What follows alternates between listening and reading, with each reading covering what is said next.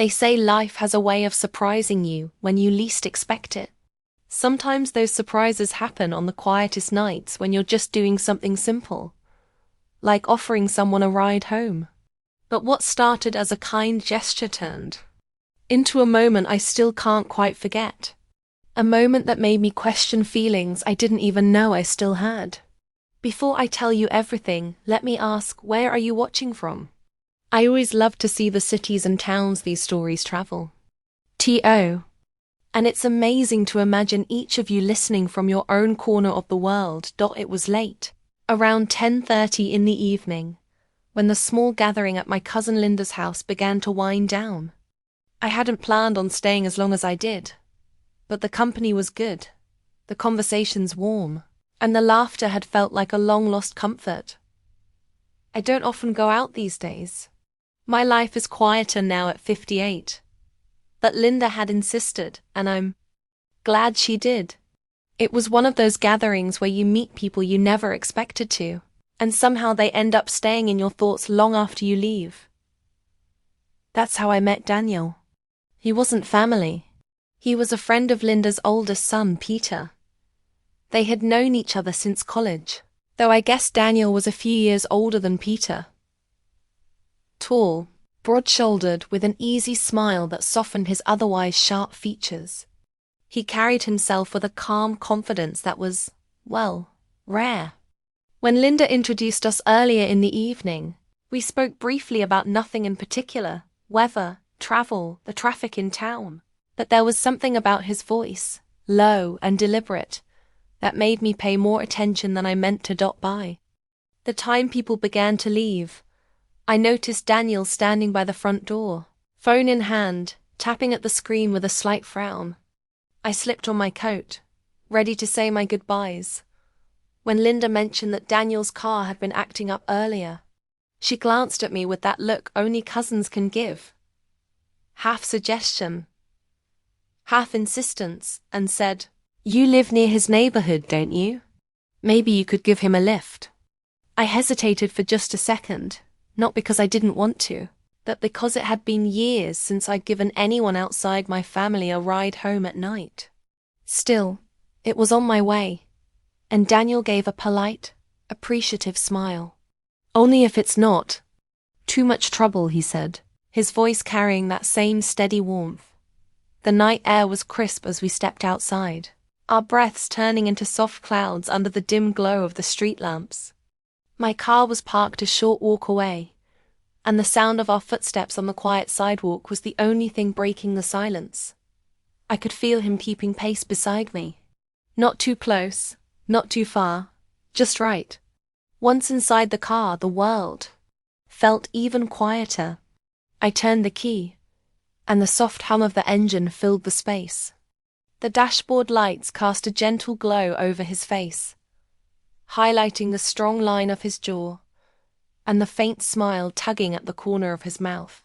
He smelled faintly of cedar and something else I couldn't quite place. Something warm and familiar. We drove through mostly empty streets, the kind where the streetlights pass over you in slow intervals, casting shadows that move across the windshield like a slow heartbeat. We talked more than I expected about music. How quickly the years seemed to pass. Little stories from our younger days. He had a way of listening that made you feel your words mattered. At a red light, I glanced over and caught him watching me. Not in an uncomfortable way, but in that quiet, observant way that makes you suddenly aware of yourself. I felt a strange rush in my chest, something I hadn't felt in years. I looked away first, pretending to check the time. We turned onto a narrow street lined with tall bare trees. The road was quiet, almost still, and I slowed the car as we approached his neighborhood. That's when it happened. He shifted slightly in his seat. Then his hand reached over, hesitant at first, before resting gently over mine on the gear shift. It wasn't rushed. It wasn't bold. It was deliberate. A silent question, in the form of touch. His hand was warm, steady, and somehow it made the cold night outside feel very far away. For a moment, I didn't move. I kept my eyes on the road, but my mind was suddenly flooded with thoughts. Why did this feel so natural? Why did it feel like I'd been waiting for this kind of connection without even realizing it? I could feel my heartbeat quicken, not with fear, but with a kind of quiet excitement I didn't want to admit to myself. I didn't pull my hand away. Instead, I let it stay there, letting that simple contact speak louder than anything we could have said in that moment. The rest of the drive passed in a blur. The street lights, the quiet houses, the hum of the engine, all of it fading into the background. When I finally pulled up in front of his place, he didn't let go right away. He looked at me, his expression unreadable yet open, as though he was waiting to see if I'd speak first. I didn't. I couldn't. My voice felt caught somewhere between my heart and my throat. He gave my hand the faintest squeeze before letting go, thanking me softly for the ride. But as he stepped out into the cold night, I knew something had shifted, not just in the air between us, but somewhere inside me. The next morning, I woke up earlier than usual, though I couldn't explain why. Maybe it was habit, or maybe it was the lingering memory of the night before. His hand over mine, the warmth of it still echoing somewhere in my chest. I made coffee, stood by the kitchen window, and watched the pale winter sunlight creep slowly across the yard. Everything looked ordinary, but inside me, nothing felt quite the same. I told myself not to read too much into it. People touch hands all the time. A simple gesture didn't have to mean more than it did in the moment. And yet I could still see his eyes in the dim dashboard light, the way he didn't rush to let go. It wasn't a careless act.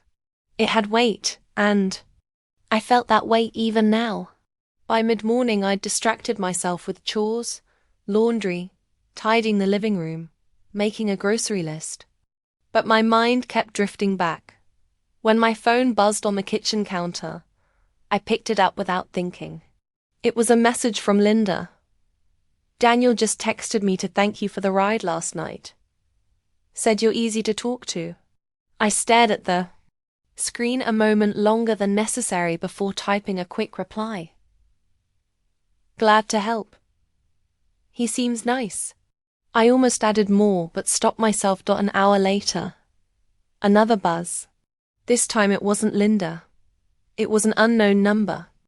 Hi, this is Daniel. I hope I'm not intruding. Just wanted to say thank you again for last night. I really enjoyed our talk. My thumb hovered over the keyboard. I could have replied with something polite and short, but instead I typed. It was nice talking to you too. You made the drive feel a lot shorter. I hesitated a second before pressing send.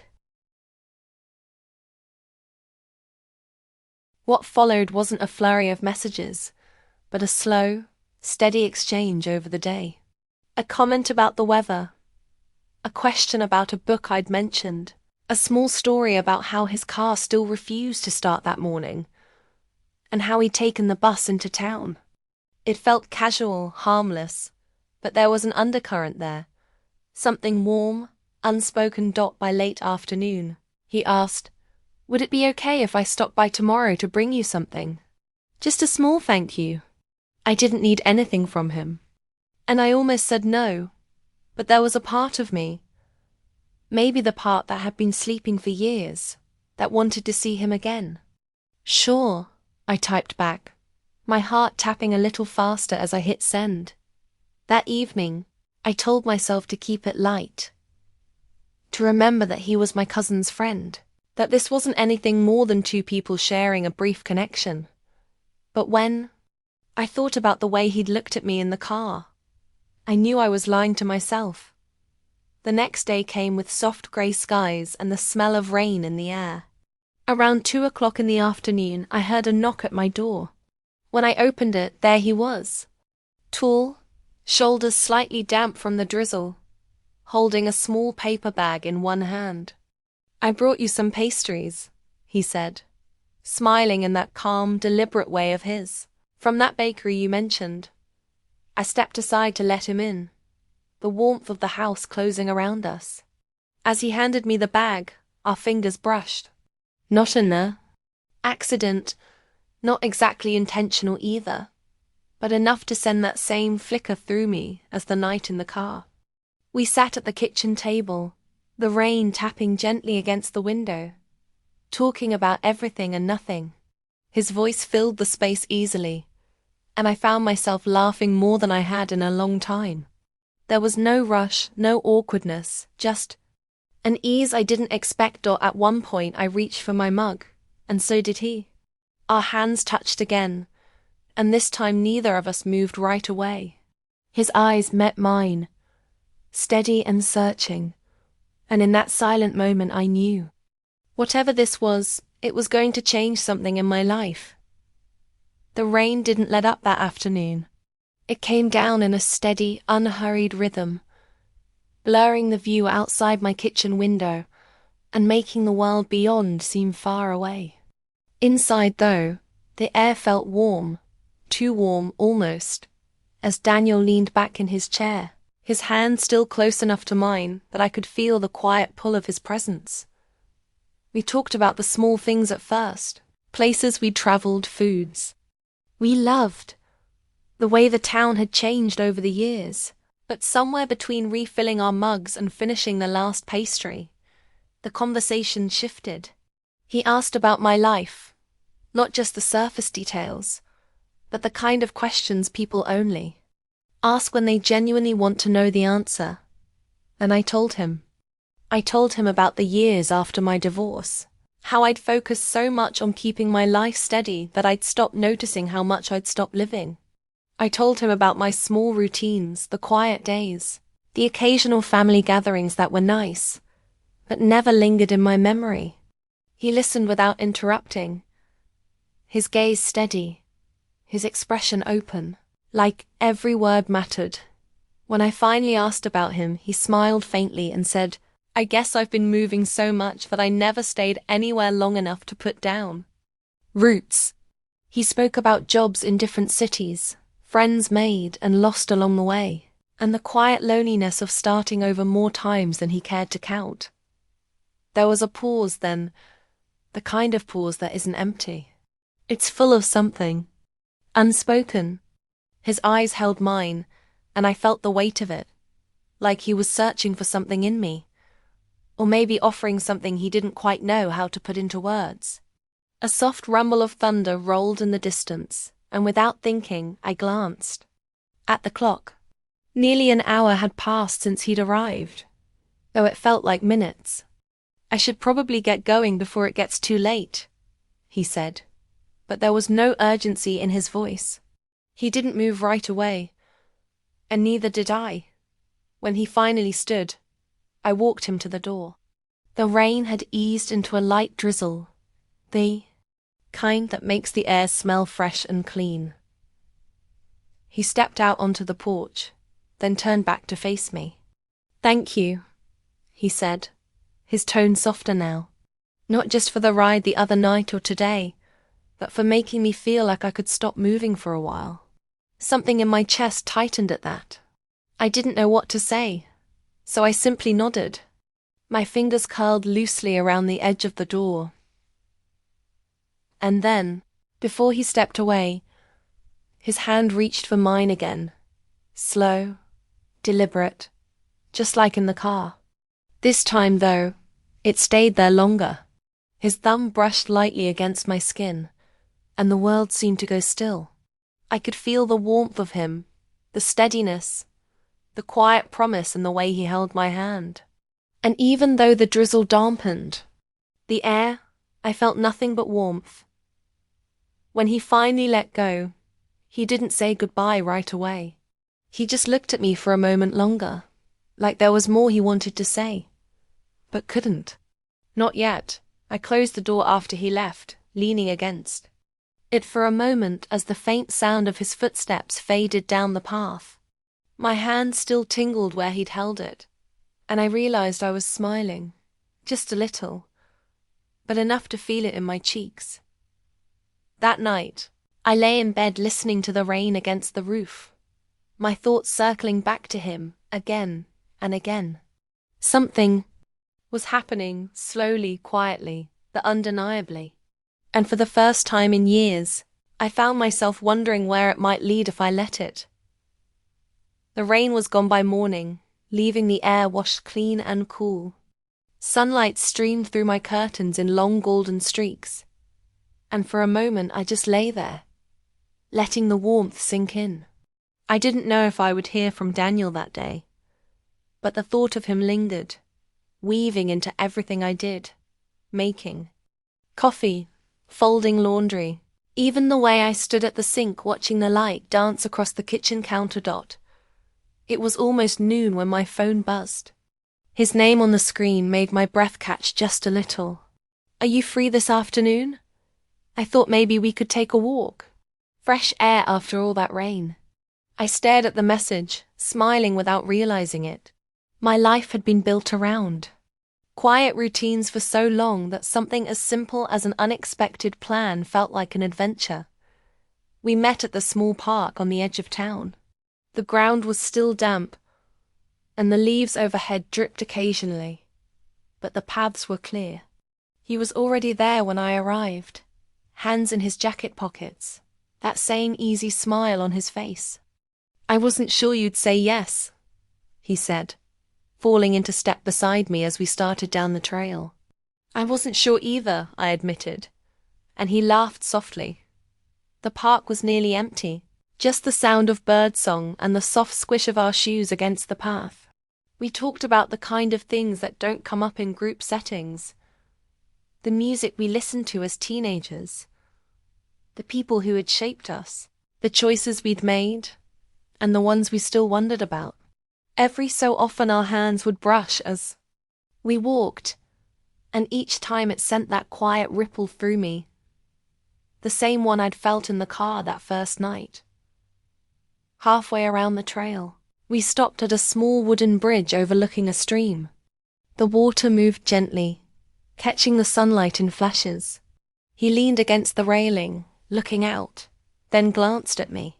"You know," he said slowly, "I didn't expect to meet anyone like you. Not now. Not here." I felt my heart beat a little harder. "What do you mean?" "Like me. Someone who makes me want to stay," he said, his voice low but certain.